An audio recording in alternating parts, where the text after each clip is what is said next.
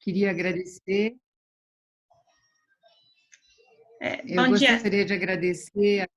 Bom dia. Você vai começar? Sim, é. Ótimo.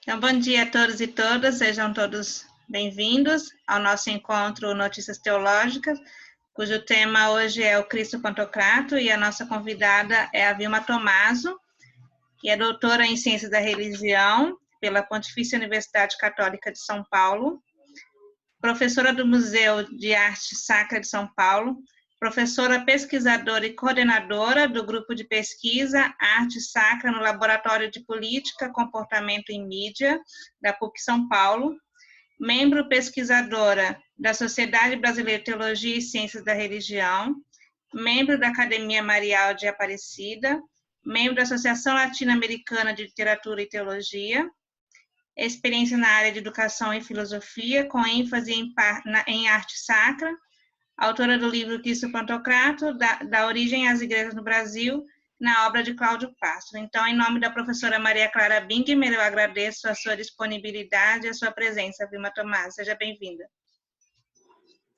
Obrigada, Kátia. Eu queria agradecer, em primeiro lugar, ao convite da professora Maria Clara Bingmer, que gentilmente me convidou para falar sobre o Cristo Pantocrator, e a você, Kátia, que fez todos os trâmites para que esse encontro acontecesse.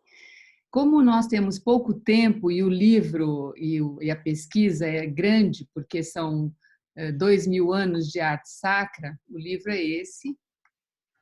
Não sei se vocês conseguem ver, tem marcações aqui. E eu vou falar um pouquinho para falar sobre ele, vou falar sobre a pesquisa, como é que aconteceu, e assim eu vou mostrando também, depois vou compartilhar a tela com vocês, uma porção de imagens. Eu pesquisando aquele pintor renascentista e maneirista, El Greco, eu conheci a arte do ícone, porque antes dele ser pintor da arte moderna, vamos dizer assim, ele era um mestre na arte do ícone, ele era um iconógrafo, né? Ele se formou na Grécia, mestre pintor. E eu fiquei muito interessada em saber o que era ícone, isso faz muitos anos, eu estou falando do final dos anos 90. Depois eu apresentei o meu trabalho, que era com El Greco, Maria Madalena e tal, e eu quis fazer um doutorado falando sobre ícones. E pensei, vou fazer sobre o ícone do Pantocrator. Estava no meio da pesquisa, eu falava, para que vai servir essa pesquisa aqui no Brasil de ícones? Nós somos um país católico, da Igreja Católica Ocidental, poucos ortodoxos, o que vai servir isso? E eu entrei numa crise existencial, até que eu já conhecia a arte do Cláudio Pastro, nosso grande artista sacro brasileiro, falecido infelizmente em 2016. Eu falei, bom, tem tudo a ver, ele deve ter alguma influência bizantina, ou eu achava que ele tinha, bom, e tinha mesmo, né? Um dia encontrei com ele em Aparecida e, conversando, ele marcou comigo uma entrevista, começamos a fazer entrevista, eu mudei todo o projeto, ao invés de fazer sobre o ícone do Cristo Pantocrator, eu falei sobre o Cristo Pantocrator desde o início, vamos dizer, a partir da arte paleocristã até chegar no Brasil no século XXI. Então, esse é a breve história do que é esse livro, do que foi a minha pesquisa do Cristo Pantocrator. Então, eu queria mostrar para vocês, se a Kátia me permite, compartilhar a tela. E eu vou começar falando, porque eu sei que a gente tem pouco tempo, né, Kátia? Sim, é meia hora à disposição e depois a gente faz o debate. Tá. Então, eu vou começar aqui com vocês.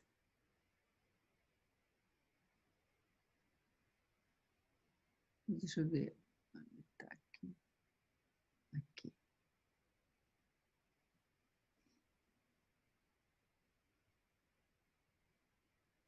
Todos estão vendo? Olá.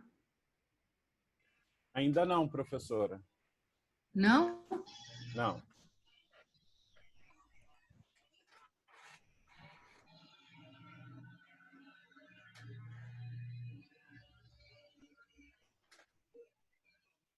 Ainda não. Vamos ver, vamos ver. Já está liberado aqui. Já? Agora começou. Agora começou. Agora sim, professor. Então, vamos começar. Então, aqui nós temos, eu comecei a pesquisar da arte das catacumbas. Por quê? Porque o Cláudio Passo falou assim, Vilma, o Cristo Pantocrator ele já aparece desde a arte das catacumbas. E a arte dos primeiros cristãos começou lá. Então, aqui nós temos um Cristo em majestade, né? Uma pintura mural do século IV. Essa foi a história de como, a gente pode perguntar, né? Como que aconteceu? Como é que os cristãos sabiam que o rosto do Cristo, a face do Cristo tinha sido daquela forma? Então, assim como nós temos a história de Santa Verônica no Ocidente, na Igreja Una do primeiro milênio, havia a história do rei Abigar, que é a história da Santa Face, que é o modelo, é o protótipo que o Cláudio Pastro e os artistas, vamos dizer assim, do primeiro milênio, usaram para fazer os seus cristos, né? Quando estavam fazendo a imagem do Cristo, eles tinham esse protótipo, né? Que era o Cristo siríaco. Não é o Cristo que vai aparecer no Renascimento mais tarde, que é o Cristo europeu. Esse Cristo era o Cristo siríaco, o Cristo que tem as feições árabes, né? E essa história do rei Abigar, que eu também conto no livro. Eu não vou me deter em muitos detalhes, porque senão a gente não chega no século XXI. Nós estamos aqui no início, na arte paleocristã ainda.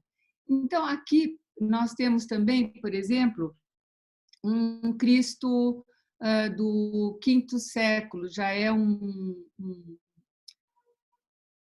mosaico, né, que está em Roma.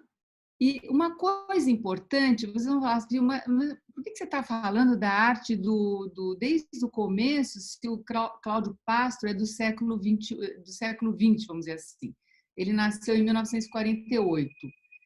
É um artista do século contemporâneo nosso, né? Bom, pelo simples fato de que o Cláudio Pastro, ele se dizia um artista pós-Vaticano II. E quais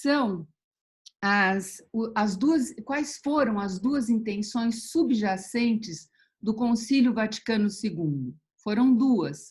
O concílio dizia: vamos voltar às fontes e fazer um adornamento, uma atualização, quer dizer, não é um saudosismo, uma volta à antiguidade, ai, como era bom o tempo antigo, não. Vamos nos inspirar como os primeiros cristãos realizavam a sua arte, que era a arte sacra como serviço litúrgico, não estou falando das catacumbas, é um pouco depois, a partir do século IV. E vamos nos atualizar. Então, sendo o Cláudio Pastro um artista pós-conciliar, se inspirando no Concílio Vaticano II, ele levava muito a sério essas duas questões, o ad fontes, quer dizer, uma volta às fontes, e o adornamento. Então, é por isso que a gente começa por aí. Por isso que o livro, a minha pesquisa do Pantocrator, ela foi, como a gente pode dizer, uma pesquisa arqueológica, né? Porque eu fui lá no início para chegar aonde nós estamos. Então, é por isso que eu estou mostrando isso para vocês. Desculpem se eu estou falando muita coisa ao mesmo tempo, mas é muito assunto, né? Aqui eu tenho, por exemplo, em Ravenna, século VI, ainda os romanos não usavam barba.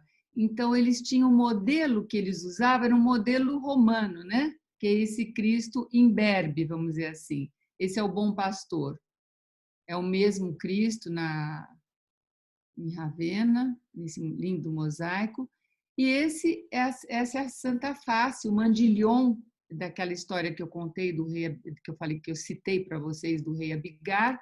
Esse é um ícone de viagem que a gente fala, é um ícone que os ortodoxos eles fecham para levar em viagem, porque um ortodoxo, um cristão da igreja ortodoxa, ele sempre reza diante de um ícone, porque o ícone para ele é uma presença. Então, eu vou mostrar para vocês como era o modelo do Cristo, da face do Cristo, desde o começo do cristianismo.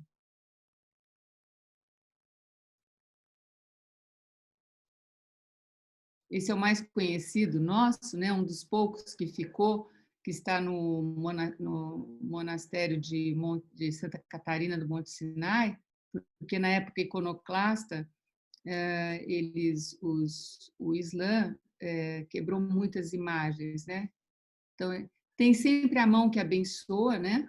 Que significa as duas naturezas do Cristo e o Deus Trino, Pai, Filho e Espírito Santo. Então, alguns Cristos Pantocratos do primeiro milênio, vamos dizer assim. Estou passando rapidamente para a gente chegar. Só que a nossa igreja do Ocidente, ela foi se modernizando, ela foi, vamos dizer, ela aderiu muito à arte do Renascimento, enquanto a igreja do Oriente, ela não mudou a arte dela, né? Então, essa é a nossa diferença. E a gente sabe que até 1054 havia uma igreja una. Então, quando eu falar igreja do primeiro milênio, estou me referindo a essa igreja una. Istambul. Isso é só para vocês verem como eles têm todos o mesmo tipo, né? Siríaco. A mão sempre esse é diferente, olha. Observem a mão e sempre a palavra, né? E o nimbo também crucífero. E uma coisa interessante, agora a gente vai falar do passado e vai também vir ao futuro. Eu tenho aqui a ábside da Catedral de Monreale, na Sicília, na Itália, que eu tive a alegria de poder visitar. E nós vemos como é que os cristãos naquela época, como é que eles entendiam um pouco esse Cristo Pantocrator, que não tinha nada a ver com o poder do governo, vamos dizer assim, do poder humano. Tinha a ver com o Cristo mesmo, quer dizer, com Deus, quer dizer, o maior poder vem de Deus, porque o Cristo Pantocrator, ele era o Criador e o Redentor. A imagem do Cristo Pantocrator, ela sintetizava tudo isso. Então, quando um fiel ele adentrava na igreja, ele entrava na igreja, ele caminhava para o santuário. E quem é que o esperava? O Cristo aqui. Então, a vida dele era o caminho da santidade em direção ao Cristo. Era essa a ideia. Não era um Cristo, que não era um Deus que dava medo, não, é o Deus que acolhe, que abençoa. Então, era essa a ideia. Ele entrava na igreja, ele entrava e ele, mesmo que não houvesse liturgia, ele sabia que ele estava indo para o Deus que o iria acolher, que vai acolher, né? Então, isso era a mentalidade da época. Então, a gente não pode confundir o Cristo Pantocrator com o poder humano. Eles tinham isso como o poder de Deus, né? Era Deus mesmo, era o Deus uno e trino. Por que o Pantocrator era o Deus uno e trino? Porque só a segunda pessoa da Trindade é que encarnou. Então, ninguém viu o Espírito Santo e ninguém viu Deus Pai. Então, na figura do Cristo Pantocrator, estava Deus uno e trino, o Criador e o Redentor. Tá? Então, vamos ver aqui. Então, isso que eu falei, olha, ele entra aqui, né? Ele entrava, e quem o esperava aqui no santuário, né? Era o Cristo Pantocrator. Meu Deus, meu tudo. Aqui, olha, outra ábside. Agora, vamos entender por que eu falei isso para vocês. Por que será que depois vai vir o Pantocrátor ficar novamente na abside das igrejas, né? Esse é o mosaico mais antigo de Roma, que fica na igreja Santa Pudenciana. Ela é próxima à Basílica Santa Maria Maggiore e é considerado o mosaico mais antigo de Roma, né? Que é o mesmo. Aqui tem São Cosme e São Damião. E eu vou mostrar alguns pantocrátoros para vocês saberem o significado, né? Aqui eu tenho uma iconostase de uma igreja ortodoxa, né? Sempre aqui, olha, o pantocrátor, aqui também o pantocrátor, e aqui é o ícone, é outra mentalidade, mas está sempre presente. E aqui nós já saímos do primeiro milênio, estamos entrando no Majestas Domini, que é o Pantocrátor da Idade Média. Nós estamos falando aqui da arte românica. Por que a arte românica ela é mais rústica? Porque com os mosteiros que civilizaram a Europa, aquele povo que já existia ali, eles começaram a conviver com aqueles monges, eles aderiram ao cristianismo e eles faziam a sua arte, vamos dizer, enculturada já. Então, é uma arte que o Cláudio dizia que a verdadeira arte católica é a arte românica, a católica ocidental, porque ela veio do povo cristão mesmo, né? Não teve essa outra influência. Vamos dizer que é um bizantino rústico, é isso que ele falava, Vilma. A arte românica, que ele gostava muito, se inspirou muito na arte românica, era o bizantino rústico. Aqui nós estamos na época de Carlos Magno, que tem aqueles evangeliários maravilhosos, né, que vocês já devem ter visto em algum sei lá, em tantos lugares, e sempre o Pantocrátor era a imagem que era mais mostrada, né? Quer dizer, Cristo, Deus trino, era Deus uno e trino na imagem do Pantocrátor. Ele estava em todos os lugares.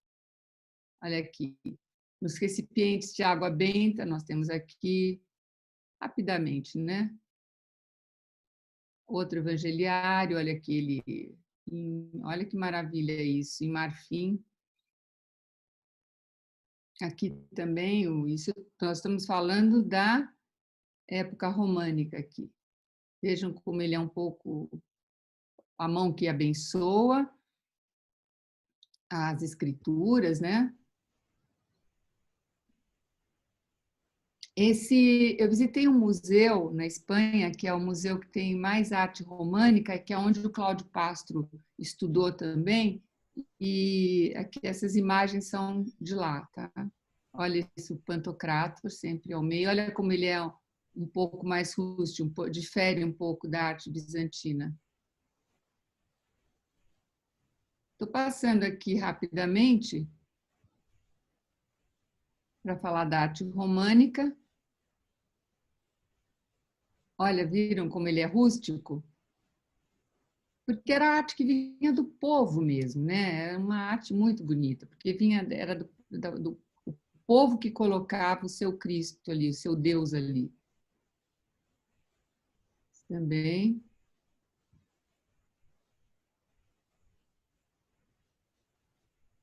Ele sempre em glória, né?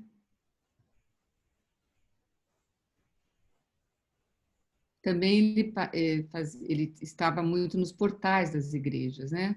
Porque Cristo é a porta, né? Essa é a Basílica de Vézelay. Esse portal é muito estudado, tem muita coisa para falar dele, né?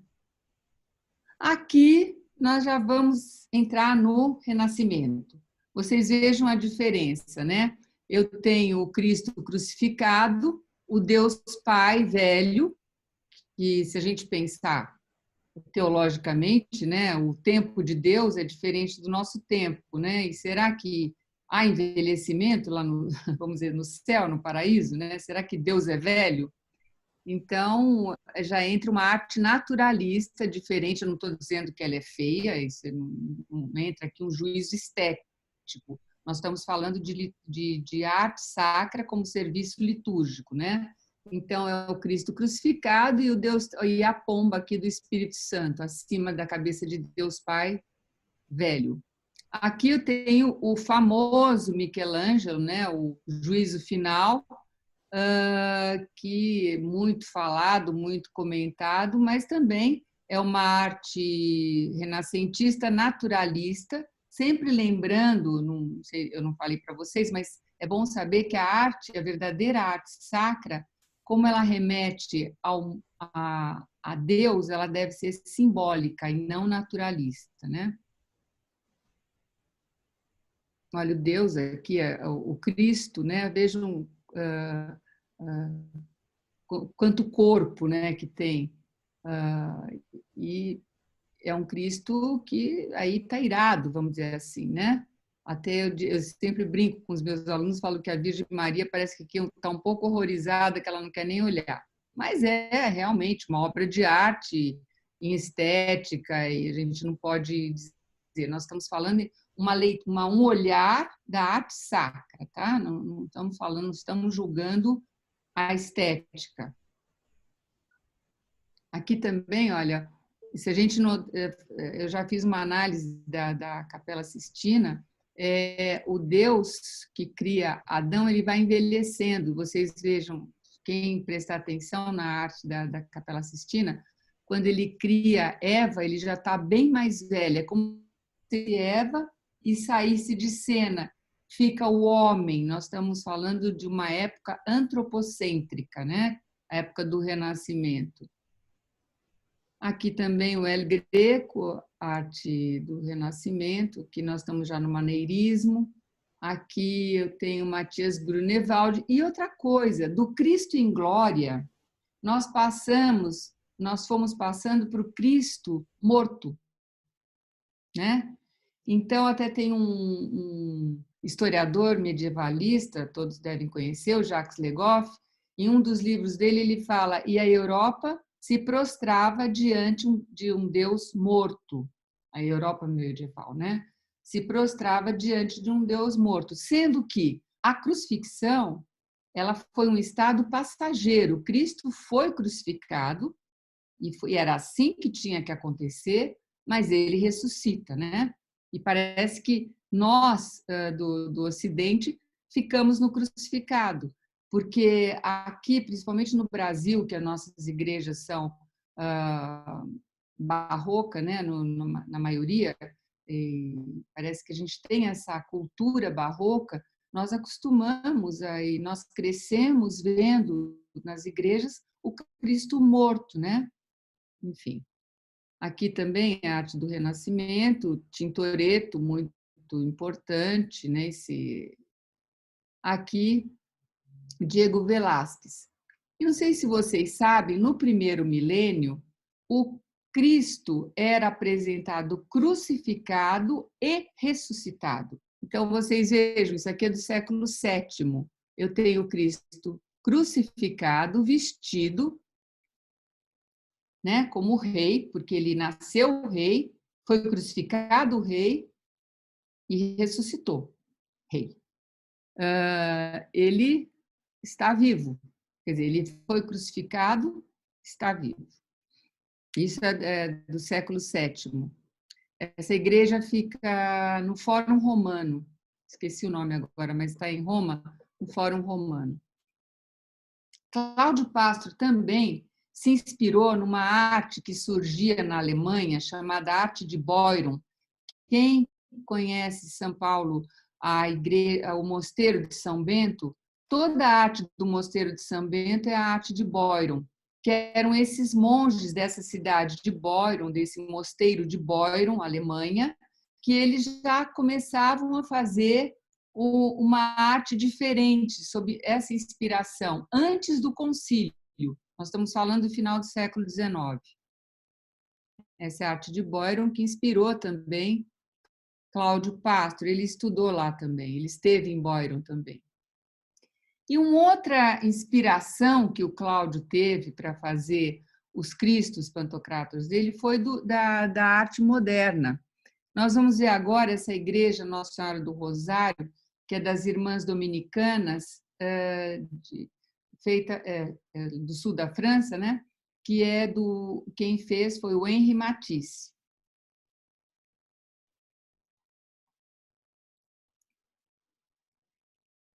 Eram traços muito simples, né? Ele fez toda a igreja. É uma pequena capela na igreja, uma pequena capela. Ele fez entre os anos de 48 e 51. Parece que foi a última grande obra dele, foi essa igreja, né? Aqui a entrada, água benta. Olha como ela é pequena. Essa é a parte externa. Vitral, até os vitrais ele fez também. Olha a simplicidade. Sabe o que ele falava, o Henri Matisse, numa das cartas que ele escrevia para a freira com quem ele se comunicava na hora de fazer o projeto? Ele falava assim: eu quero que todos aqueles que lá entrarem deixem seus fardos fora, quer dizer, se sintam leves, né? Acho que, embora falem que o Matisse era ateu, lembra aquela passagem de Jesus, né? Vinde a mim todos vós que sofreis, né? Então, uma das influências do Cláudio Pastro também foi a arte moderna Ele gostava muito da arte moderna. Agora nós vamos entrar no Pantocrátor do Cláudio Pastro. Ele aqui, não sei se vocês conheceram, mas ele era essa pessoa muito querida que, por causa do Pantocrátor, me tornei amiga dele, né? Primeira grande obra dele foi esse mural que está na Igreja São Geraldo do Colégio Santo Américo, aqui de São Paulo, que fica no bairro do Morumbi, que é um mural de 150 metros quadrados. Ele fez 3 pantocrátoros. Então, esse aqui, aqui tem a criação, aqui é a história do Novo Testamento, e aqui nós vamos ter o Cristo ressuscitado. Então, olha, aqui a criação.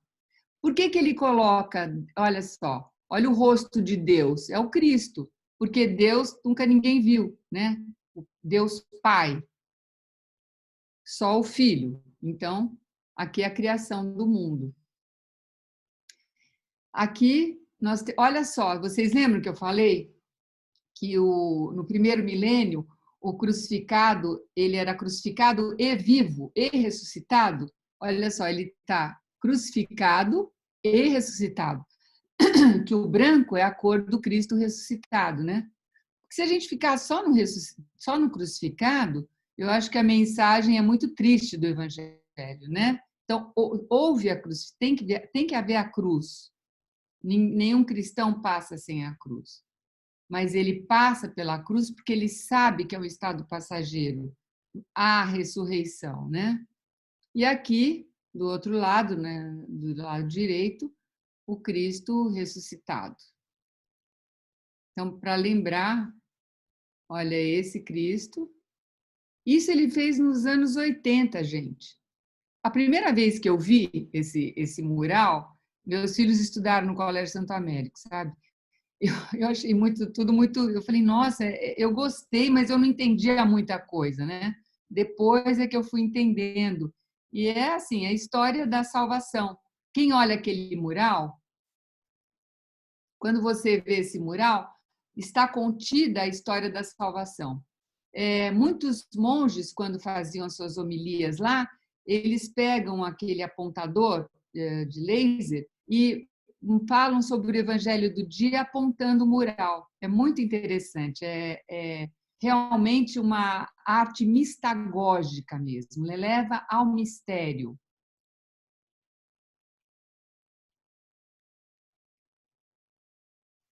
Olha aqui, esse é um Cristo ressuscitado, o Cristo crucificado do Cláudio Pastro. Agora eu só vou mostrar a arte dele para vocês.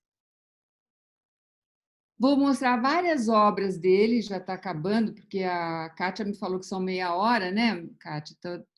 Só vou mostrar as imagens.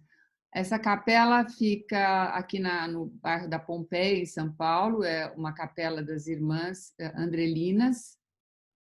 Sempre ele põe o Pantocrator, porque aquela ideia aqui a capela das irmãs Paulinas, essa era das Andrelinas, essa das irmãs Paulinas. Quer dizer, a gente caminha para ele, né? Aqui uma igreja no Rio, em Petrópolis, essa de 86, olha como ela é bem românica, né? Esse Cristo é bem românico.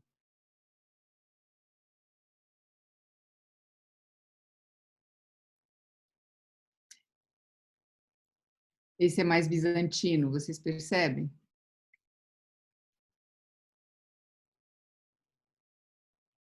Então é aquela ideia, né?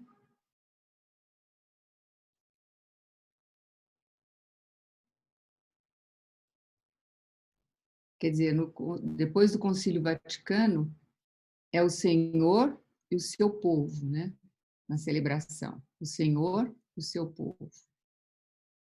Nossa Senhora dos Prazeres, Tapecerica. A mão sempre, vejam aqui.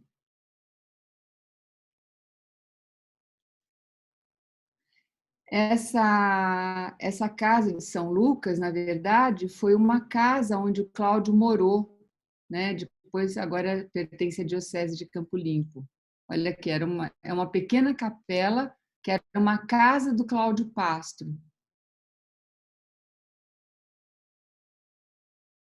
O Cordeiro, né?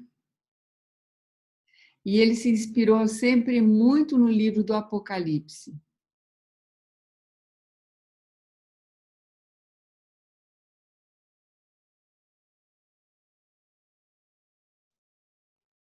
Esse Cristo, ele fez a pedido do Vaticano, é o Cristo evangelizador para o terceiro milênio. Não sei se vocês se lembram desse projeto que foi do Papa São João Paulo II, né? Está lá no Vaticano. Aqui os evangeliários, vitral. Isso é da Liga das Senhoras Católicas em São Paulo.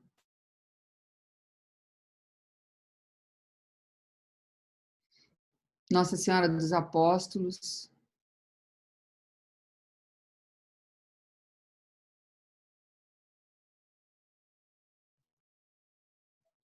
São Vitral. Esse lugar é o Mosteiro Nossa Senhora da Paz. Esse Cristo, o Cláudio fez depois que ele voltou do coma, e eram imagens que vinham enquanto ele estava em coma. Ele via essa imagem do Cristo. Eu conto isso direitinho, são muitas histórias. E ele foi a primeira obra que ele fez e é a obra que eu escolhi para colocar na capa do livro Cristo Pantocrator. Então, o livro, na verdade, é uma história da arte sacra desde o início até os nossos dias, né? Não é só sobre o Cláudio Pastro, mas eu falo de toda a arte sacra, como vocês viram. Aqui, olha, esse Cristo, esse mosteiro, e ele está, o Cláudio doou o que ele tinha para essas irmãs, né? O Mosteiro Nossa Senhora da Paz, Tapecerica da Serra, e ele quis ser enterrado lá, é lá que ele está. Quer dizer, ele está com Deus, né? Está o corpo dele lá. Aqui, Campo Limpo, sagrado. Ah, outra coisa.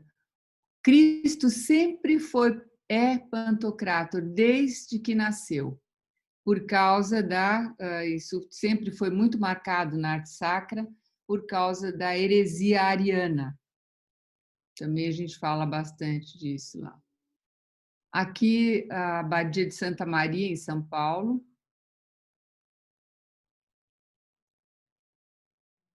São Judas Tadeu, Pirituba. E agora eu queria falar um pouquinho de Aparecida para terminar, que foi a grande obra que o Cláudio Pastro fez, né?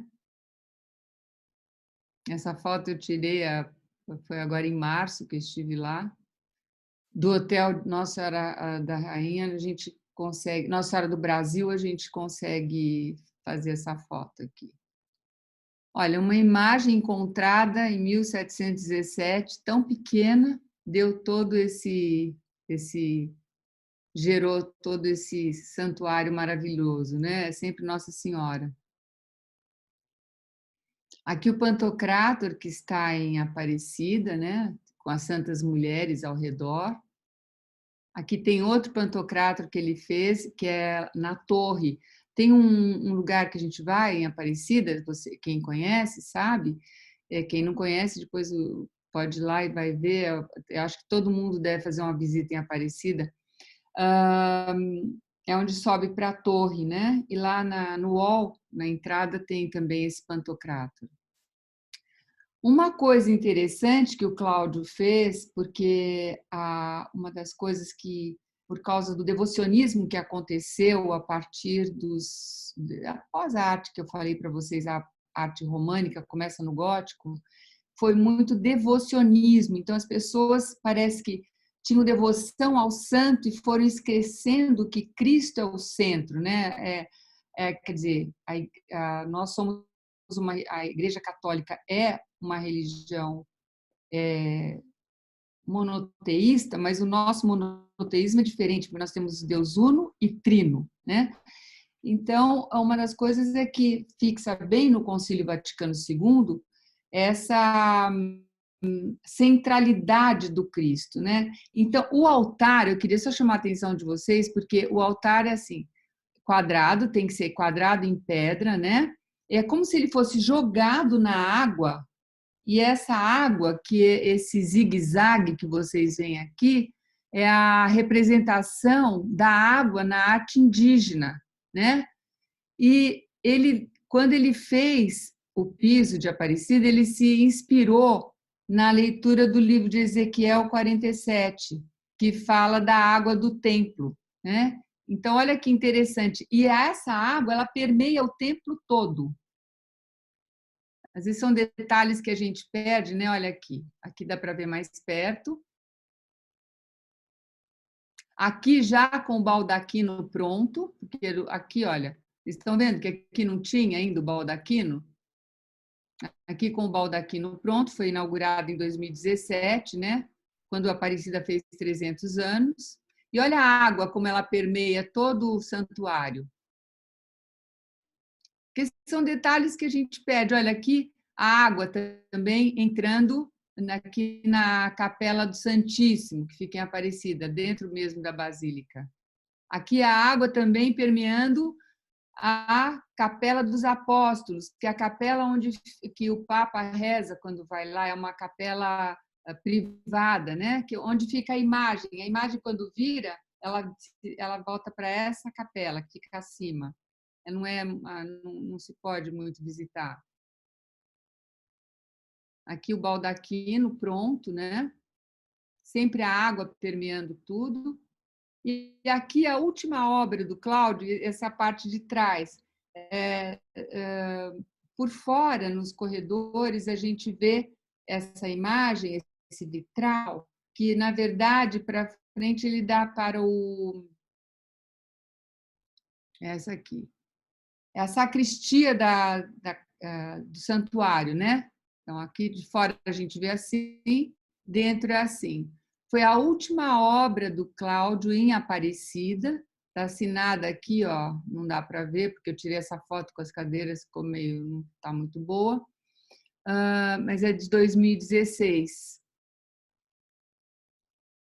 E essa foi um desenho. Um dia eu cheguei na casa dele, ele me mostrou esse desenho num papel A5, ele falou, olha o Cristo que eu acabei de fazer. E desse desenho deu esse vitral que está em Aparecida. Terminou.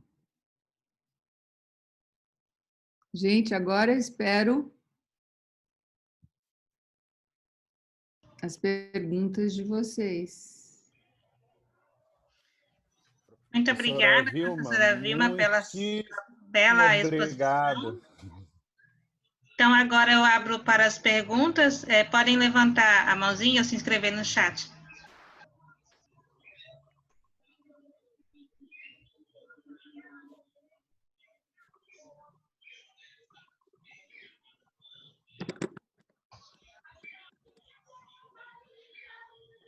Pode falar. Eu não estou vendo o seu nome. Está como MLG. Em todo caso, eu estou aqui. É claro. Tudo bom, meu? A gente No vê... meu portátil, né? Sim. Pode falar seu nome, por favor. Márcio Luiz 40 Gonçalves. Vilma, parabéns pela sua exposição, realmente muito bonita, e só ver essas belezas todas já recria e recreia, né, o olhar da gente. Realmente é uma beleza. Então, seriam duas questõezinhas que eu poria para você. Uma é porque você, a uma certa altura, pior é que agora eu não vou lembrar exatamente a circunstância, você falou de um quadro, de uma pintura que estava no museu na Espanha, acho que era na Espanha, mas você não disse qual era, nem... agora não vou lembrar exatamente qual foi, mas eu fiquei curiosa de saber, não quis interromper, né? E aí não... Você disse, não, isso aí está no museu na Espanha, ou numa capela, talvez na Espanha, mas não disse o nome. Não disse... Tá. Sabe o que é, Maria Clara? Acho que é o Cristo Crucificado Vivo, do século VII. Ele está na igreja, sabe uma igreja que fica dentro do Fórum Romano? Eu não vou lembrar o nome, mas se você esperar um segundo, eu posso pegar aqui.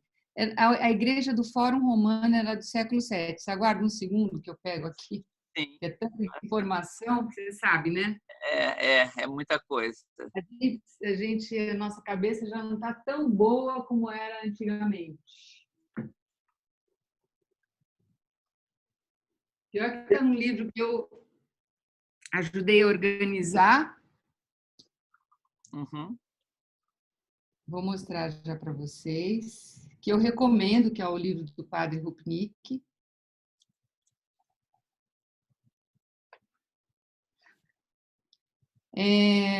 Capela de Teodoto, Capela Santa Maria Antiqua, Roma, século VI, século VII, olha aqui. Ótimo. Roma. Tá.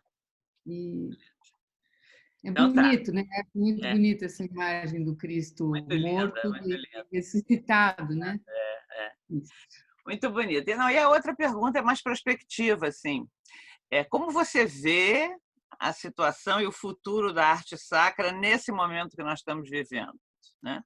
É um momento difícil, no meio da pandemia, muitas crises, a crise sanitária, a crise econômica e tal, né?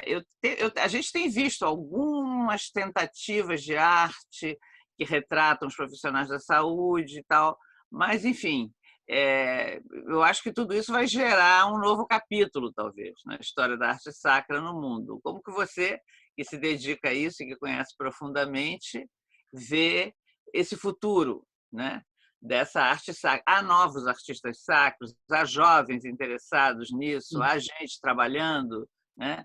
Isso é que eu gostaria de saber. E queria uma coisa, dizer uma informação para todos, não sei se você disse na apresentação, que eu cheguei uns 5 minutos atrasada. A professora Vilma tem um outro livro belíssimo sobre Maria Madalena, né? E a gente vai querer que ela volte aqui para apresentar o seu trabalho nesse outro livro. Era isso. Bom,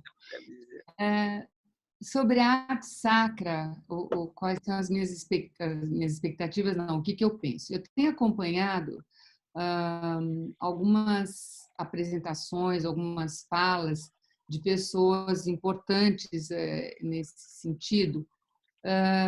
Eu faço parte também do grupo da CNBB, que é presidido pelo padre Tiago Fatini Paro, que é muito jovem, acho que ele não tem 40 anos, e ele está fazendo um trabalho belíssimo, Maria Clara. Não sei se você o conhece. Ontem ele fez uma live com o Dom Armando, e falando sobre liturgia e arte sacra.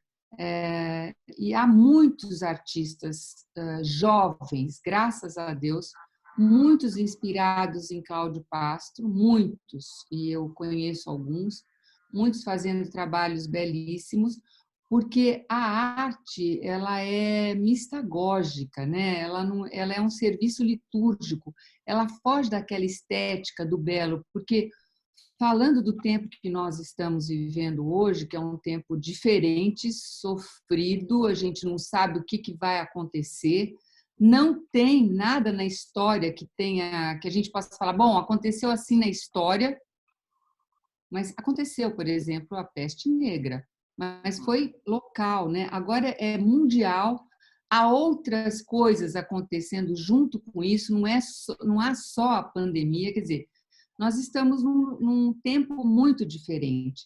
E o que eu tenho acompanhado também é que as pessoas, nesse tempo, pessoas que nunca se importaram em procurar Deus, estão procurando. Por exemplo, aumentou demais a busca no site do Vaticano. As pessoas estão acompanhando muito mais as coisas que acontecem no site do Vaticano. Quem nunca entrou, está entrando agora. Acompanhando missas online. Quer dizer, os padres estão sendo também muito chamados, né?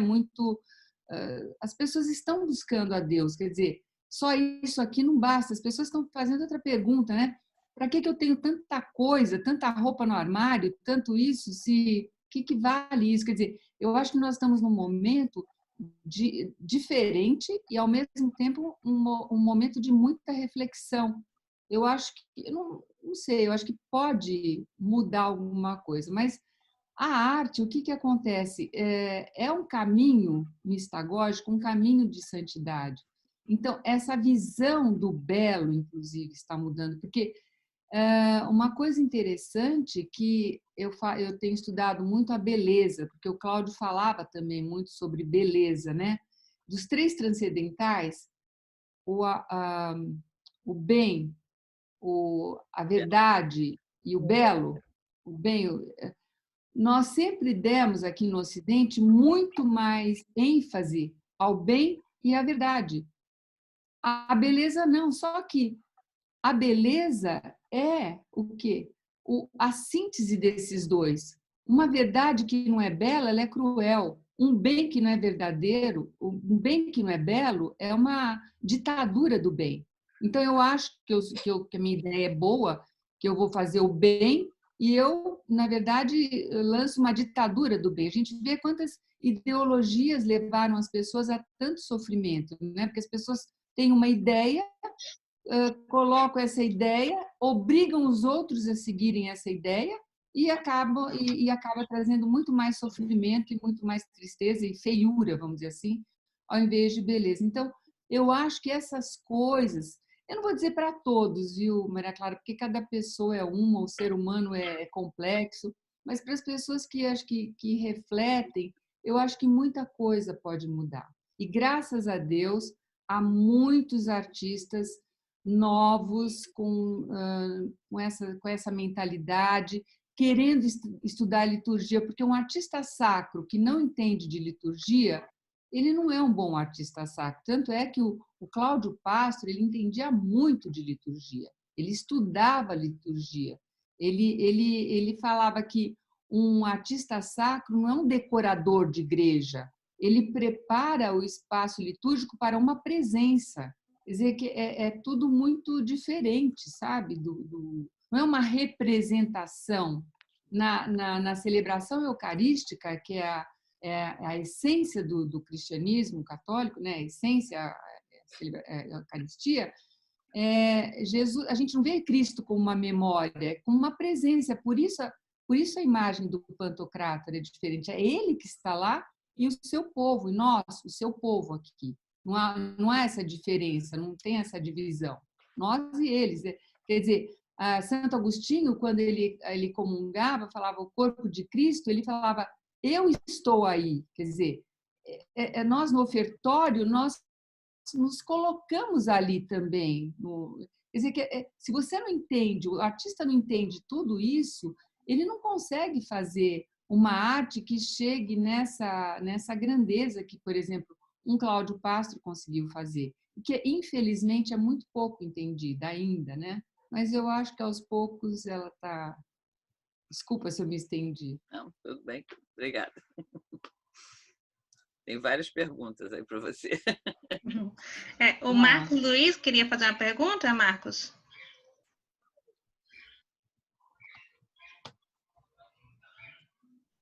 Marcos? Márcio. Sim. Tá. A minha pergunta para a Vilma é a seguinte. Ela mostrou que já existiram representações do rosto de Jesus com aquela aparência sofredora, dolorosa, e também outras com uma aparência muito severa.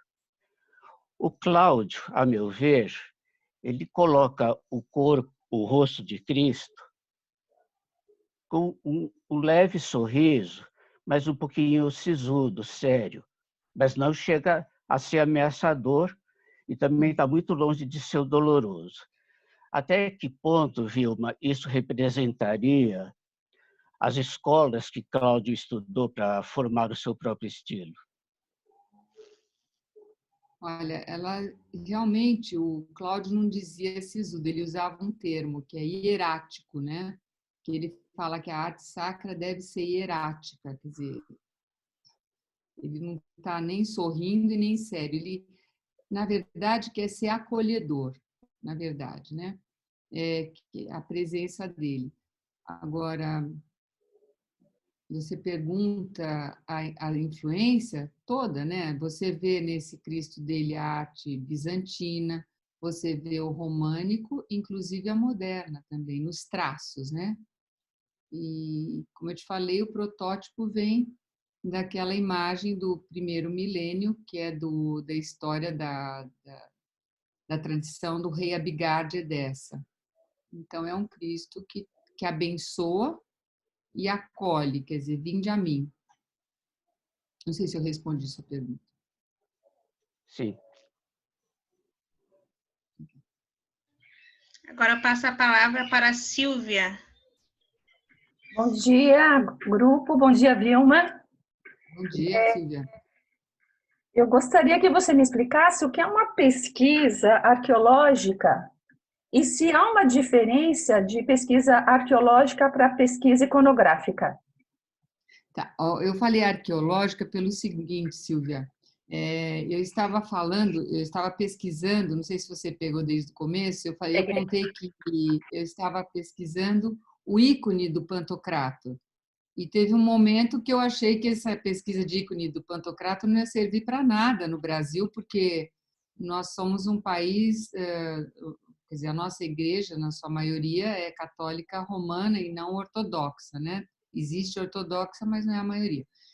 E foi quando eu tive aquele encontro com Cláudio Pastro. A primeira coisa que ele falou assim, eu sou um fóssere. Eu falei, o quê? Fóssere? Não sabe o que é fóssere? Eu falei, não sei o que é fóssere. Eu falei, o fóssere seria aquela pessoa que preparava o corpo e preparava a catacumba, o cubículo da catacumba para enterrar a pessoa, né? Quer dizer, que prepara o corpo para viagem para o outro lado. E então eu parei e falei, nossa, nunca tinha ouvido falar sobre isso. É por isso que eu falei arqueológica, no sentido que eu tive que buscar, não no sentido de arqueologia, sabe, Silvia? Uma imagem que eu usei, quer dizer, eu tive que ir na arte paleocristã, aí para chegar até onde eu cheguei, nesse sentido, não é que é arqueologia mesmo. Uhum. Aliás, fóssile não é isso, mas seria uma espécie de coveiro. Uhum.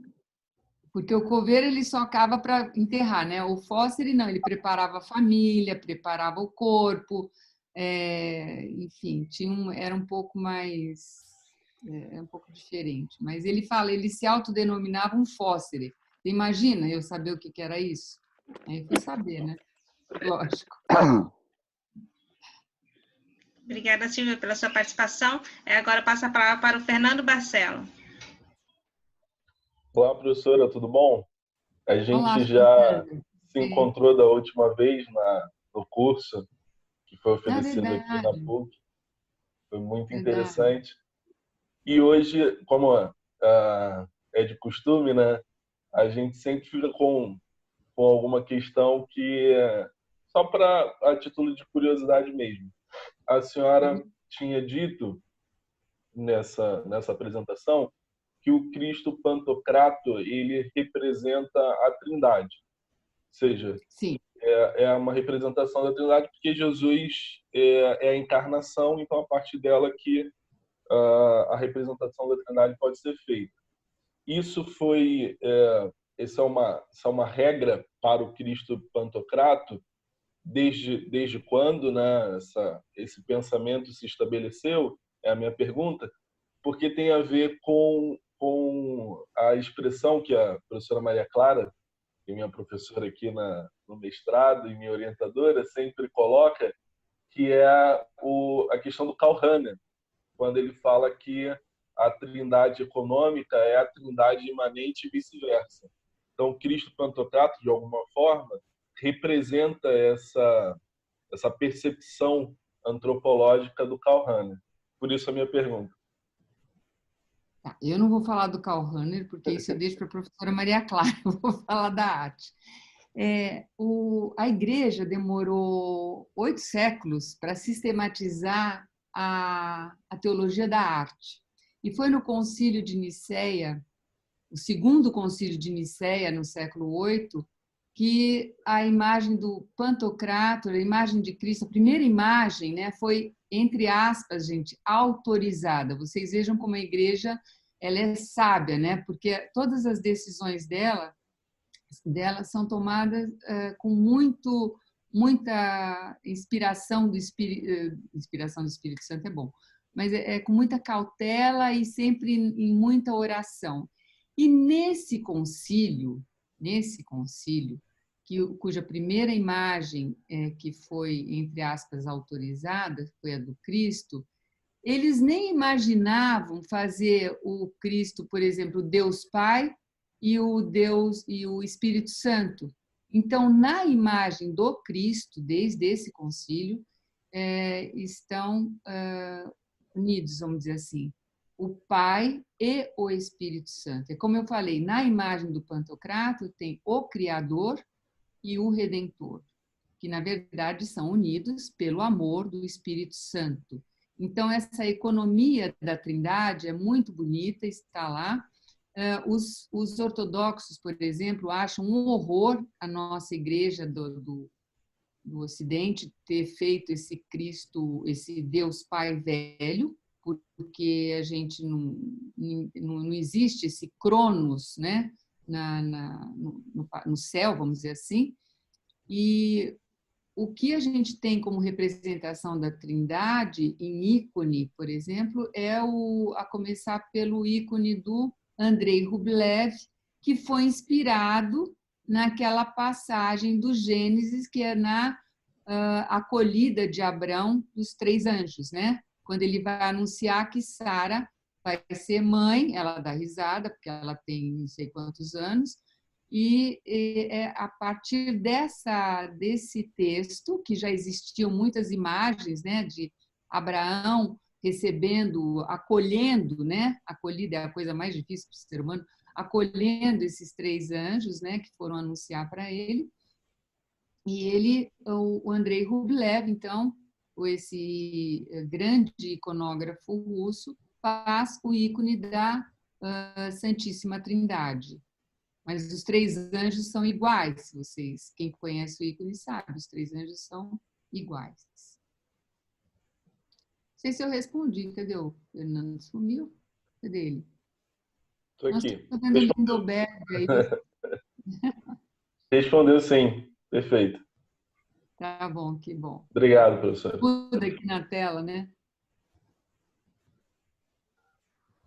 Perguntas boas, hein? Muito bom. Obrigada, Fernanda, pela sua participação. Agora eu passo a palavra para o Manuel Duarte. Professora Vilma, bom dia. Obrigado pela sua presença em fazer essa brilhante apresentação para nós, em que nós buscamos aumentar cada vez mais a nossa sabedoria junto ao curso que estamos realizando. A minha pergunta é muito simples. Eu sempre tive curiosidade de ver essa posição pantocrática da mão direita de Cristo, em que o polegar está voltado para ele, o indicador o indicador apontado para a frente e o anelar e o mínimo para a palma da mão. Acho que no início a senhora tentou colocar essa mãozinha aí, mas não deu para eu copiar e nem deu para mim ver se estava em letras ou em números. A senhora poderia tirar essa dúvida? Porque tem muitos padres que, quando vão dar a bênção final ou outra qualquer bênção, eles usam essa mesma posição das mãos. A senhora me oriente, por favor. Sim. Deus trino. Aqui, os 3 dedos juntos. Tá? Dá para ver a minha mãozinha? Está dando para ver. Tá?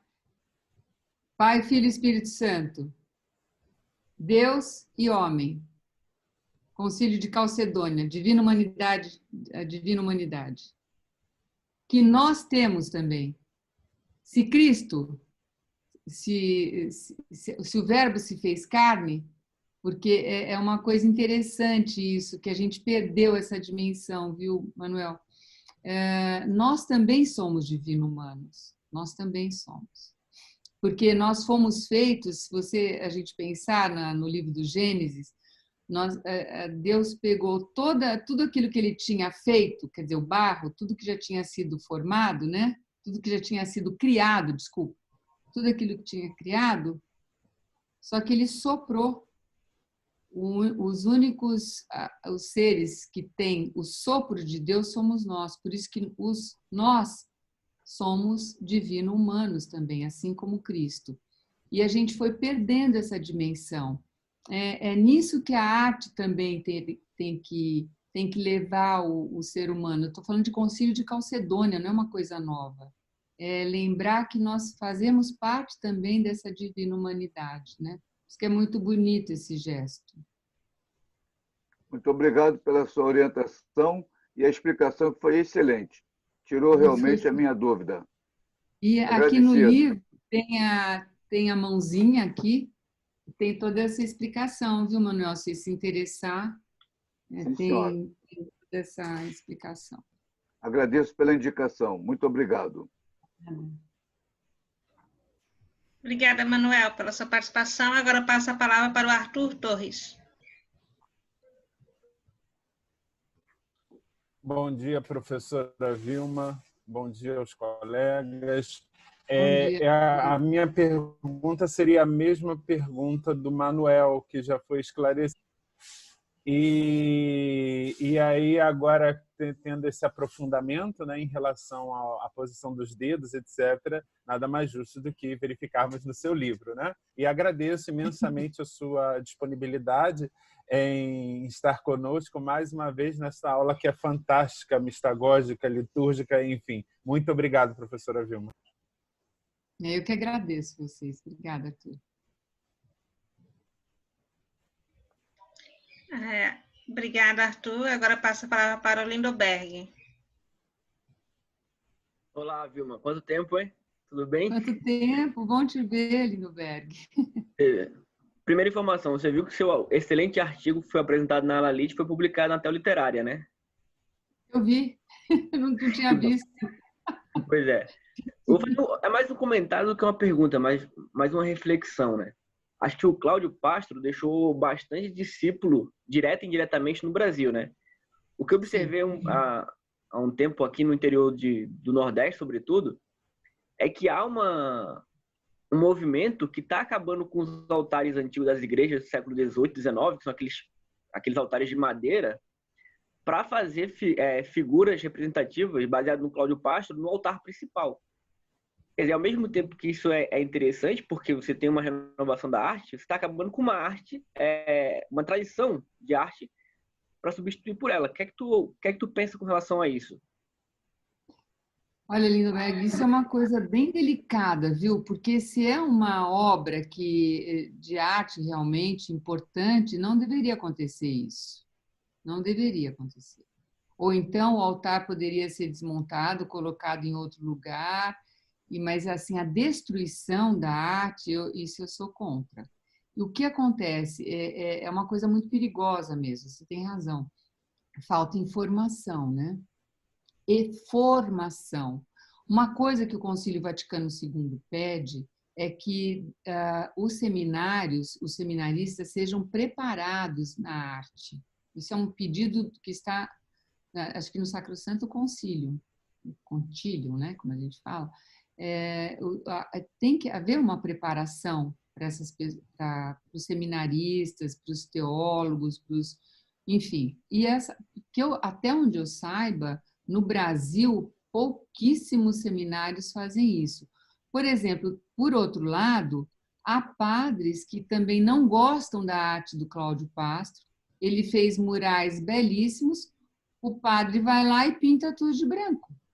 Ela não gosta dessa arte. Quer dizer, acontece dos dois lados. Quer dizer, o que a gente precisa levar, porque eu não acho que a pessoa faz isso por maldade, nada disso.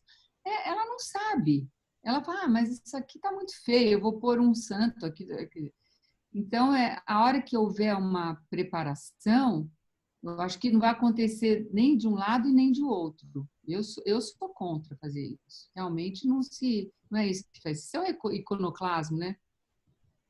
É o que está acontecendo nos Estados Unidos agora, começaram a destruir imagens santas. Não sei se vocês já viram. Está existindo um iconoclasmo nos Estados Unidos. A imprensa não tem noticiado muito, mas está bem triste. Muitas imagens de santos públicos estão sendo tiradas. Nossa Senhora, Jesus, cruzes, estão sendo derrubadas. Quer dizer, isso não se faz, né? Enfim, triste isso. Mas eu sou contra isso, viu, Lindbergh? Só para você saber. Não deve ser assim, não. Bom te ver, viu, menino?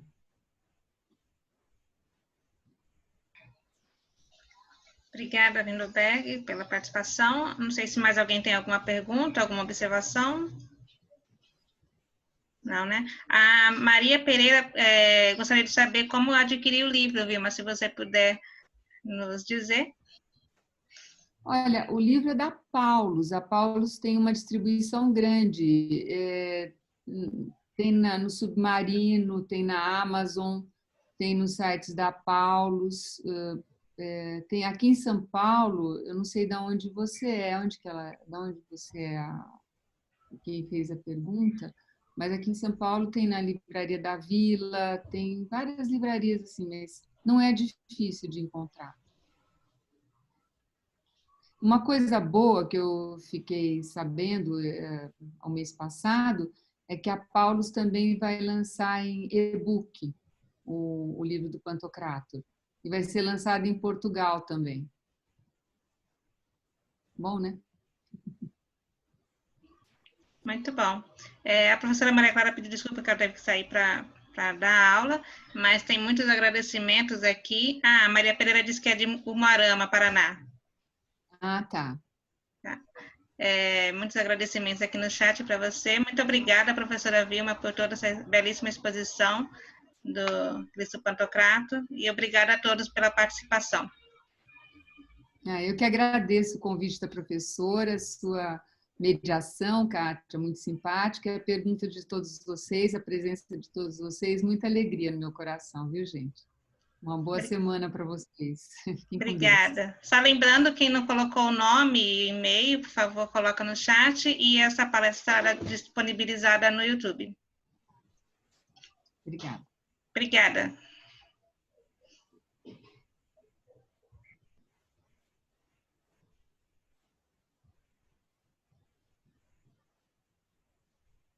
Tchau, Pá. Muito obrigada, professora, esclareceu muita coisa para mim também. Eu que sou de uma caminhada já bem antiga, e ela, eu acho assim, até que se fosse colocado, quando ela mostrou o Cristo na cruz vestido, dá a impressão essa realmente sair só esse Cristo dolorido e que ele ressuscitou. Muito obrigada. Obrigada, Maria Ivone, pela sua participação.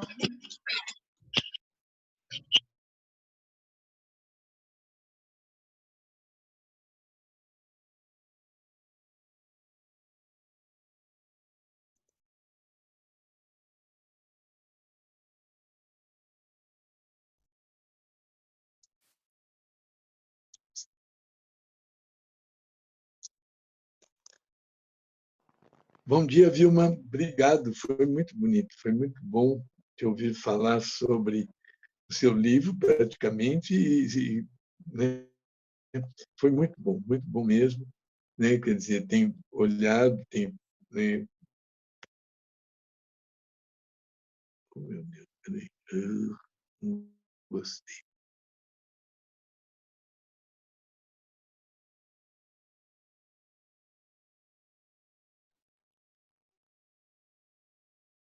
Oh, droga.